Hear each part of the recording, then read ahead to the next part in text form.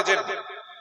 তিনি বলেছেন মুসলমানদের ধর্মীয় গুরু, মুসলমানদের ধর্মীয় গুরু যারা ইমাম সাহেব যারা আছেন, ইমাম সাহেব, আমাদের ধর্মগুরু ইমাম সাহেবরা তো, আপনাদের ধর্মগুরু আমরা তো, এই আমরা বা ইমাম সাহেবরা এরা নাকি অজ্ঞ মূর্খ, এরা নামাজ ছাড়া আর কিছুই নাকি জানে না, এদের ভিতরে নাকি কোনো সামাজিকতা নেই, এদের ভিতরে নাকি কোনো শিক্ষা নেই, এদের ভিতরে নাকি কোনো ইনসাফ নেই। তিনি এই পর্যন্ত বলে থামেননি, তিনি আরো বলেছেন, বলছেন কি যে পশ্চিমবঙ্গে নয় গোটা ভারতবর্ষে জমিনে যত মাদ্রাসা যে মাদ্রাসা মাদ্রাসা এই মাদ্রাসায় যারা শিক্ষা অর্জন করে, সে খারিজি মাদ্রাসা হতে পারে, সেটা সিনিয়র হতে পারে, সেটা আপনাদের মক্তব হতে পারে, যাই হতে পারে, মাদ্রাসা এই মাদ্রাসা শিক্ষা অর্জন করলে নাকি আগামীতে ওই ছাত্রটা ডাক্তার হতে পারবে না, বড় ইঞ্জিনিয়ার হতে পারবে না, এরা কোনোদিন বিজ্ঞানী হতে পারবে না। বলুন নাউজুবিল্লাহ। ভাই সাহেব, মাদ্রাসায় লেখাপড়া করলে সে নাকি জীবনে ডাক্তার হতে পারে না। আপনারা যারা জ্ঞানী গুণী ব্যক্তি বসে আছেন, আপনাকে এই কথার সাথে একমত না একমত নয়? নিশ্চয়ই একমত নয় তো। মাদ্রাসায় পড়লে কি হওয়া যায়, আমি একটা উদাহরণ রাখছি আপনাদের সামনে, উদাহরণ খুব ভালো করে বুঝবেন। কাটমার্কা মুনাফিক মার্কা মুসলমান কলকাতার চ্যানেলে বদনাম করে দিয়েছে, এর নাম নজরুল। আর আমাদের ওপারেও একটি নজরুল ইসলাম ছিলেন, আসলে ওপারে তো তানার বাড়ি না, বাড়িটা হলো এপারে, তিনি ওপারে ঘুমিয়ে আছেন। তিনি বলেছেন, তিনি কত বড় পণ্ডিত দেখুন, তিনি লিখেছেন, এক বৃন্তে দুটি কুসুম, হিন্দু মুসলমান, মুসলিম তার নয়নমণি, হিন্দু তাহার প্রাণ, এটাই তিনি লিখেছে। আর এপারের নজরুল কত বড় শালা হারামি, ইমামদারদের বিরুদ্ধে, কুরআনের বিরুদ্ধে বলেছে। আমি এবারে বলছি, আপনি একটু সামলে দেখুন তো, জায়গাটির নাম লিখে রাখুন, জায়গাটির নাম হলো তামিলনাড়ু। কি জায়গা? তামিলনাড়ু বলে একটি রাজ্য আছে, আমাদের ভারতীয় রাজ্য।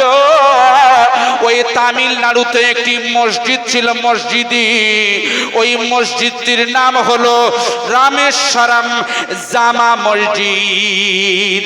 আপনাদের যেমন ভুলুট জামা মসজিদ আছেন, আমি গুগলে দেখছিলাম রামেশ্বরম জামে মসজিদ, ওই জামে মসজিদের ইমাম সাহেব নামটা লিখে রাখুন আপনি, জনাব হযরতে মাওলানা জয়নুল আবেদিন। এনার একটি ছোট্ট ছেলে ছিল, ওই ছেলেকে হাত ধরে নিয়ে প্রতিদিন উনি নামাজে আসতেন, উনি নামাজ পড়াতেন, আর নামাজ পড়িয়ে ওনার ছেলেকে মক্তবে পড়তে বসতে বলতো, ও বাবা পড়ো পড়ো, আলিফ পড়ো, আলিফ বা তা সা পড়তে বলে না? বল আমাদের স্কুলে ছেলেরা মেয়েরা যেমন পড়ে, পড়ো পড়ো বাবা পড়ো, অয় অজগর আসছে তেড়ে, আয় আমটি খাবে পেড়ে। ঈশ্বরচন্দ্র লিখেছে, অয় অজগর আসছে তেড়ে, আয় আমটি খাবে পেড়ে। দুটো শিক্ষার ধারা, একটি শিক্ষা মাদ্রাসা আর একটি শিক্ষা স্কুল।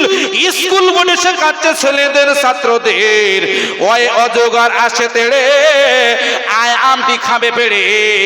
আর আমাদের মাদ্রাসায় শিক্ষা দিচ্ছে, ওই ওযু করে মসজিদে যাও, আয় আজান হাকে মুয়াজ্জিন ভাই, একটু আওয়াজ দিয়ে বলবেন সুবহানাল্লাহ। এই আপনারা যারা জ্ঞানী মানুষ বসে আছেন, বলুন তো, আপনারা যারা সাপ নিয়ে গবেষণা করেছেন, আপনারা যারা সাপ বিশেষজ্ঞ, বলুন তো, জীবনে কোনোদিন অজগর সাপ আম খেয়েছে কি? আম খাবে কি করে? অজগর সাপ তো মাংসাশী, ও ইঁদুর ধরে খায়।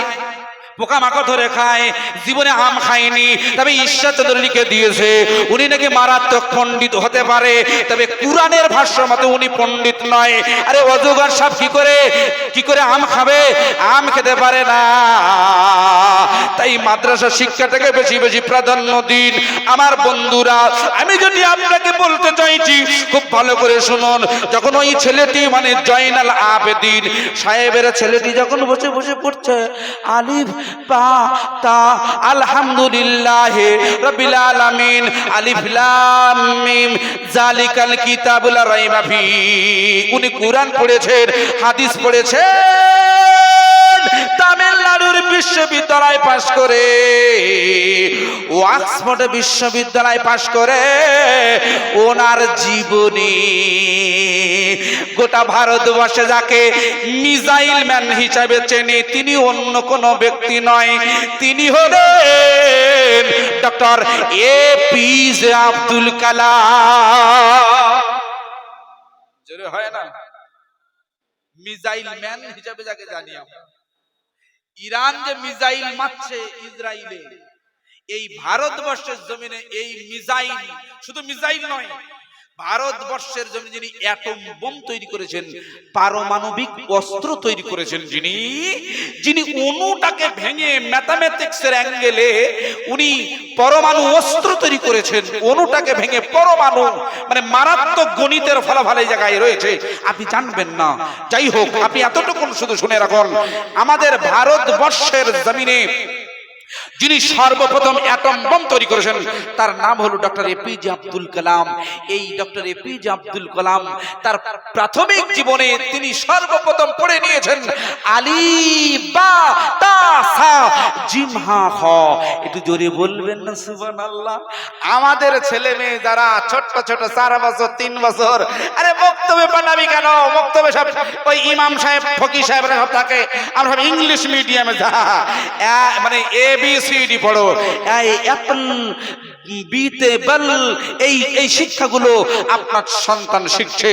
আর সন্তান যখন বিয়ে করছে, বউ নিয়ে বলছে আরে আমার পিতামাতা কে? আমি পিতামাতা চিনি না। সে চিনবে কি করে? আপনি তো তাকে চেনাননি, কারণ তার প্রাথমিক শিক্ষায় কুরআন দেননি, হাদিস দেননি, নবীর আদর্শ দেননি। আপনি সব মার্কিন যুক্তরাষ্ট্রের আদর্শ ঢুকিয়েছেন, আর ওই দেশের আদর্শ হলো পিতামাতা বুড়ো হয়ে গেলে লাথি মেরে ফেলো। ঠিক না বেটা? ভালো করে শুনবেন ওয়াজটা। আজকের দোষ ওদের নয়, দোষ আপনার আর আমার দোষ। আমরা কোন শিক্ষা আমার বাচ্চাদের দিচ্ছি এটা আপনাকে খেয়াল করতে হবে। মাদ্রাসা শিক্ষা করলে ডক্টর কেন, বিজ্ঞানী কেন, ইঞ্জিনিয়ার কেন, পৃথিবীর জমিনে যত উচ্চ উচ্চ পদ অফিসার আছে, উচ্চ মানে সেক্টর আছে, প্রত্যেকটা সেক্টরে প্রত্যেকটা ধাপে আল্লাহর কুরআনের জ্ঞান যদি থাকে, আপনার ওই ধাপগুলোতে পৌঁছতে বড় সহজ হয়ে যাবে। একটু চিল্লে বলুন, আরো জোরে হয় না সুবহানাল্লাহ? নারে তাকবীর। আমার ভাই সাহেব খুব ভালো করে শুনবে, যখন এই রকম পরিস্থিতি তৈরি হয়ে গেছে, যখন মিস্টার নজরুল ইসলাম কলকাতার টিভি চ্যানেলে সাক্ষাৎকারে বলেছে, আমি উদাহরণটা দিয়ে দিলাম শুনে নিন। কিন্তু আমি আপনাকে যেটা বলতে চেয়েছি, আল্লাহর নবীর দরবারে হযরত ওমর ফারুকের বিরুদ্ধে নয়, ওমর ফারুকের হয়ে উনি মামলা লড়ছে। ইয়া রাসূলুল্লাহ, ইহুদি বলছে ইয়া রাসূলুল্লাহ, ইয়া হাবিবাল্লাহ, আপনি বিচার করেছেন, আপনি মামলার নিষ্পত্তি দিয়েছেন, জমিটা আমার, আপনি রায় দিয়েছেন, কিন্তু মুসলমানের পছন্দ হয়নি। ইয়া রাসূলুল্লাহ ওমরের দরবারে গিয়েছে, ওমরের দরবারে গিয়ে বলে আল্লাহর নবী ভুল বিচার করেছে। হযরত ওমর থাকতে পারেনি, আল্লাহর নবীকে ভুল প্রমাণিত করা মানে আল্লাহর নবীকে অপমান। এই অপমানের বদলা নিতে হযরত ওমর ফারুক ওই মুনাফিক মার্কা মুসলমানের শহীদ করেছে। সুতরাং এই জায়গায় আমি ইহুদি বলি, হযরত ওমর ফারুকের কোনো দোষ নেই। আরো জোরে হয় না? মামলা নিষ্পত্তি হয়ে গেল, বলুন সুবহানাল্লাহ। আরো জোরে হয় না? আল্লাহর নবী হলেন গোটা পৃথিবীর জমিনের 1 নম্বর উলিল আমর, যিনি ইনসাফ প্রতিষ্ঠা করেছেন, যিনি ইনসাফ প্রতিষ্ঠা করেছেন, অধিকার পাইয়ে দিয়েছেন। নবী আমার মদিনার মসনদের প্রেসিডেন্ট, তিনি ফজরের নামাজ পড়ে প্রতিদিন একটা বাড়িতে যেতেন। একটা বাড়িতে একটা মুমূর্ষু ব্যক্তি, রোগগ্রস্ত ব্যক্তি, মারাত্মকভাবে রোগে আক্রান্ত হয়ে গেছে, এই রকম একটি বাড়িতে প্রতিদিন যেতেন। একদিন সাহাবারা ফলো করলেন, গিয়ে দেখছে আল্লাহর নবী, ওই ব্যক্তিটা কোনো মুসলমান নয়, কোনো মুসলমান নয়, ঈমানদার নয়, এক ইহুদি ব্যক্তিকে আল্লাহর নবী তার বিচারে, তার বিবেকে এমন দাগ কেটেছে রসুলের, আল্লাহর নবী নিজে পকেট থেকে খাজুর বার করে, খুরমা খাজুর চিবিয়ে চিবিয়ে চিবিয়ে রস তৈরি করে তার মুখে দিচ্ছে। আল্লাহর নবীর মুখে রস দিচ্ছে, আর ওই ওই মুমূর্ষু ব্যক্তিটা, ইহুদি ব্যক্তিটা চুপচুপ করে খাচ্ছে আর তার জীবনটা ধন্য করে নিচ্ছে। আল্লাহর নবী এইভাবে সমাজের বুকে মানবকে সেবা করতেন। তাই আমাদের ভারতীয় জনকেরা, আমাদের মহাত্মা গান্ধী থেকে শুরু করে কবিগুরু রবীন্দ্রনাথ ঠাকুর থেকে শুরু করে, কাজী নজরুল থেকে শুরু করে, গুরু নানকেরা, মাইকেল এইস হার্টেরা, বিজ্ঞানী আইনস্টাইনরা, এরা সবাই স্বীকার করে নিয়েছে পৃথিবীর জমিনের এক নম্বর যদি কোনো মনীষী থাকে, তিনি হলেন বিশ্ব নবী মুহাম্মদুর রাসূলুল্লাহ। একটু চিল্লে বলবেন, আরো জোরে হয় না সুবহানাল্লাহ? নারায়ে তাকবীর, নারে তাকবীর। এত নীলনন্তরে মিলেচ্ছ আচার্যেন সমন্বিতং নিরীপশ্চেব মহাদেবং মরুস্থল নিবাসিনম। ভবিষ্য পুরাণে উল্লেখ করে দিয়েছে যে পৃথিবীর জমিনে একটি মহামানব আবির্ভূত হবেন, তার বাড়ি হবে মরুভূমি মক্কা। তিনি দল বল নিয়ে আবির্ভূত হবেন। তার দল বল মানে হলো আল্লাহর নবীর পেছনে সাহাবা থাকবে। তিনি যখন ফতে মক্কা করেছিল 10,000 সাহাবা নিয়ে, উনি ফতে মক্কা করে বিনা যুদ্ধে, কোনো যুদ্ধ করা লাগেনি, কারণ ওরাই সন্ধিচ্যুত করেছে, আল্লাহর নবী বিনা যুদ্ধে মক্কা জয় করে নিয়েছে। তাই আমি প্রথম লাইনে বলে দিয়েছি, জন্ম আমার ভারতবর্ষে, জন্ম আমার ভারতবর্ষে, কিন্তু অন্তরে আমার মক্কা। আমার প্রিয় বন্ধুরা, আল্লাহর নবী যদি পৃথিবীর জমিনে যদি না আসতেন, গোটা পৃথিবীর জমিন নেতা কারে কয়, নেতা কারে কয়, এই সঙ্গটা কেউ বুঝতে পারতো না। আল্লাহর নবী জগৎগুরু, বিশ্বগুরু, বিশ্বনবী হাবিবুল্লাহ জনাবে মুহাম্মদ রাসূলুল্লাহ, তিনি ইহুদিদের দুঃখে দুঃখিত হতেন, তিনি অমুসলিমদের দুঃখে দুঃখিত হতেন, তিনি মুসলমানদের দুঃখে দুঃখিত হতেন, অসহায় ব্যক্তির পাশে দাঁড়াতেন, যারা বস্ত্রহীন থাকেন, বস্ত্রহীন তাদেরকে বস্ত্র পরিয়ে দিতেন, ক্ষুধার্ত ব্যক্তিকে মুখে খাদ্য তুলে দিতেন। আমরা যারা বর্তমানে নেতা হওয়ার সাথে গেছে, আমাদের নেতাগিরির ভিতরে যদি এই নীতিমালাগুলো থাকে, অসহায় ব্যক্তির পাশে দাঁড়াবো, ক্ষুধার্ত ব্যক্তির মুখে খাদ্য তুলে দেব, সমাজের ভিতরে শিক্ষাটাকে বেশি করে প্রাধান্য দেব, স্বাস্থ্যের দিকে নজর দেব, দেশটা কি করে আগে বাড়বে, এই নজরটা যখন চলে আসবে, বর্তমান সংখ্যালঘু ইমানদার মুসলমানেরা আমরা একটি বিপদের মধ্যে নিমজ্জিত। সেটি হলো আন্ডার অ্যাডজুডিকেশনের ভিতরে আমরা পড়ে আছি। অনেকের স্বামী ঠিক আছে, বউ চলে গেছে, ঠিক না বাড়ি? স্বামী ঠিক আছে, নির্বাচন কমিশন বলছে স্বামী যিনি স্বামী তিনি হলো ইন্ডিয়ান, আর যিনি স্ত্রী ইনি ইন্ডিয়ান না পাকিস্তান কিছু বলা যাবে না, ডিলিট হয়ে গেছে।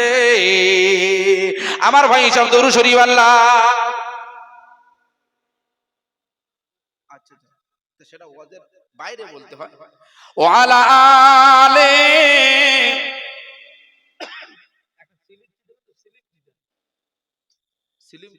আপনার কি মানুষ বলেন তো? দুরূদ শরীফ জানেন আপনারা কতবার বলতে হয়? কেন এগুলো ঠেলতে হবে কেন? বছরে একটা দিন পড়বেন, মহব্বতে পড়েন, রাগারাগি করলে ভালো লাগে না। মহব্বতে দরুদ আল্লাহুম্মা।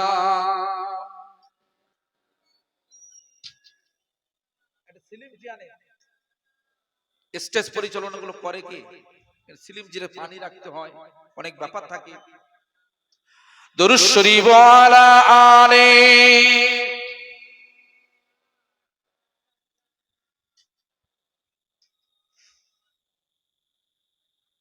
দিল যে আমার ঝলসে গেল, দিল যে আমার ঝলসে গেল, কাবা দেখা হলো না। ভাই সরু ভাবটা আছে না, সরু ভাব, ওটা একটু কেটে দেন তো, সরু ভাবটা পানি চাই না, সরু ভাবটা কেটে দেন। দিল যে আমার ঝলসে গেল, দিল যে আমার ঝলসে গেল, কাবা দেখা হলো না। কবে যাব ওগো আল্লাহ সোনার মদিনা, মদিনার খুরমা মিষ্টি, মদিনার খুরমা মিষ্টি, আরো মিষ্টি বেদানা, তারি চেয়ে অধিক মিষ্টি আমার নবী নামখানা। আল্লাহ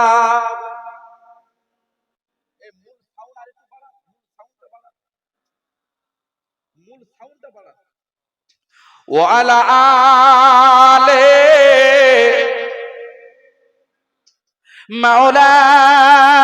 মাওলানা মুহাম্মদ। আমি যদি আরব হতাম, আমি যদি আরব হতাম, কাবারি পথ, ওই পথেতে চলতো আমার নূর নবী হযরত। সুবহানাল্লাহ বলেন। আমি যদি আরব হতাম, আমি যদি আরব হতাম, কাবারি পথ, ওই পথেতে চলতো আমার নূর নবী হযরত। কুল মুসলিম আসতো কাবায়, চলতে পায়ে দোলতো আমায়, আমি চাইতাম নবীর দিদার, শাফায়াত মুহাম্মদ। আল্লাহ সেই দিন ওয়ালা আলে মাওলানা মুহাম্মদ সাল্লাল্লাহু আলাইহি ওয়াসাল্লাম। আমার ভাই সব, আমরা সকলেই কিন্তু একটা বিপদের ভিতরে, সেটি হলো আন্ডার অ্যাডজুডিকেশন। আমাদের অনেকেই বাদ দিয়েছে, কিন্তু আমাদের পাশে কোনো নেতা কিন্তু আসছে না। আসছে সোশ্যাল মিডিয়া গুলো খেয়াল করুন, আপনি জ্ঞানী মানুষ তো আপনি বুঝতে পারবেন। দেখবেন সোশ্যাল মিডিয়া গুলো ফলো করলে দেখবেন আমার আপনার মতন কিছু উলামারা যারা স্টেজে ওয়াজ করেন, তারা সমাজে রাস্তায় এরা আন্দোলন করছে যে এদেরকে বাদ দিয়ে ভোট ঘোষণা করলে নির্বাচন ভাই, কমিশন ভাই, এটা কি ঠিক হলো? এটা কি তোমার ঠিক হলো? আন্ডার অ্যাডজুডিকেশনে ফেলে দিয়ে আর তুমি নির্বাচন ঘোষণা করলে, এটা ঠিক হলো? কোন নেতা নেতৃত্ব পাশে আসছে না? আসছে? হ্যাঁ, কদিন পরে আপনার সামনে আপনার স্ত্রীকে টেনে টেনে ডিটেনশন ক্যাম্পে নেবে, কে ঠেকাবে? ভোটের আগে যদি না ঠেকায়, ভোটের পরে ঠেকাবে? ইমাম সাহেবরা সব মুখী কুলু পেটে বসে আছে, কেন জানেন? 500 মুখী মেরে দিয়েছে। ইমাম তুমি চুপ করো, মসজিদে মেম্বারে উঠে আমাদের পক্ষে বলো, বলুক কে যাক, তাতে সমস্যা নেই, কিন্তু ন্যায্য কথাটা বলো ভাই, ঠিক না বেটি? আমি কাউকে আঘাত দিয়ে কথা বলার উদ্দেশ্য আমার নয়। আমার উদ্দেশ্য হলো আমার কওম, আমার জাতির স্বার্থ যেদিকে, জুলফিকার আজিজের বক্তব্য সেদিকে। বলুন সুবহানাল্লাহ, জোরে হয় না সুবহানাল্লাহ? আমাদের হক নিয়ে কথা বলতে হবে। আলেম উলামারা কথা বলছে, আর এই কথাগুলো বলছে বলে এই জন্য এনারাই হলেন আল্লাহর নবীর ওয়ারিস, এনারাই হলেন উলিল আমর, এনারাই হলেন প্রকৃত নেতা। এদেরকে সঙ্গে নিয়ে যেখানেই যান, আপনি যেখানেই যান, আলেমকে ওলিদেরকে সঙ্গে নিয়ে যান, সমাজের ভিতরে মুফতিদের মুফাসসিরদের সঙ্গে নিয়ে তাদের পরামর্শ নিয়ে আপনি চুজ করতে থাকুন, কোনো সমস্যা নেই। আল্লাহর হাবিব বলেছেন, আল্লাহর নবী বলেছে, যদি কোনো মুসলমানের বিপদে ঝাঁপিয়ে পড়ে, আমি রাসূলুল্লাহ কাল কিয়ামতের মাঠে ময়দানে মহাশরে ওই ব্যক্তির জন্য আল্লাহর দরবারে দোয়া করব, ওই ব্যক্তিকে না নিয়ে আমি নিজে নবী জান্নাতে প্রবেশ করব না। বলুন আর জোরে হয় না সুবহানাল্লাহ। এরা আমাদের অ্যাডজুডিকেশনে ফেলে দিচ্ছে, আমাদের কোনো কাগজ নেই। কি আশ্চর্য দেখুন তো, আমাদের পিতামাতা 400 বছর আগেকার জমির দলিল আছে, তারপরে বলছে কাগজ নেই। আমরা সব বাংলাদেশ থেকে এসেছি, অনেকে বলছে পাকিস্তান, কেউ বলছে আফগানিস্তান থেকে। কিন্তু আপনি ইতিহাসটা ঘাটুন তো, একটু ইতিহাস খুলুন, এখান থেকে পেছনে 800 নয় 900 বছর পেছনে যান, দেখবেন তারাগড় পাহাড়ে এক আল্লাহর মাহবুব বান্দা এসেছিলেন। মনে আছে? মনে আছে? আমাদের জামানায় বর্তমানে ফুরফুরা শরীফে মুজাদ্দিদুজ জামান আমির শরিয়া আল্লামা আবু বকর সিদ্দিক রাহমাতুল্লাহ আলাইহি, ইনি 100 বছরের মুজাদ্দিদ আলবে সানি রাহমাতুল্লাহ আলাইহি আহমদ ফারুক সিরহিন্দি, যিনি পাঞ্জাবে শুয়ে আছেন, তিনি 1000 বছরের মুজাদ্দিদ।